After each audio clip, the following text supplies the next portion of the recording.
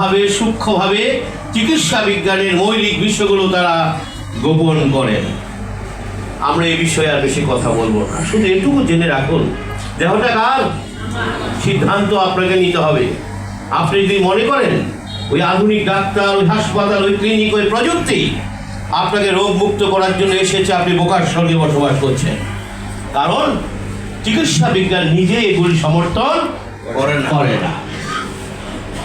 আমার কথাগুলি বুঝতে পারছেন তো? আলোচনা অনেক বড়, আমরা অল্প সময় অনেক কথা বলবো, এই জন্য মনোযোগ হারাবেন না। আর আমি কিন্তু একটা দায়িত্ব নিয়ে দাঁড়িয়েছি, কত পার্সেন্ট? 80%, 20% বাসায় গিয়ে প্র্যাকটিস করবেন, সুতরাং মনোযোগ হারাবেন না। তাহলে কার ইমিউনিটি বাড়ালে আপনি রোগ মুক্ত থাকতে পারবেন? সেল। আসুন সেলটাকে আমরা দেখি। Cell study life. Our body comprises of 100 trillion of cells as light as bricks. একটা বিশাল বিল্ডিং, যেভাবে ইটের পর ইটের গাঁথনি দিয়ে তৈরি, ঠিক আপনার আমার দেহ ক্ষুদ্র ক্ষুদ্র সেল দিয়ে তৈরি। প্রতিটি সেল টাইনি লাইফ, ক্ষুদ্র জীবন। তাহলে আমরা কি বলতে পারি আমাদের দেহটি 100 ট্রিলিয়ন জীবনের একটি ইউনিট?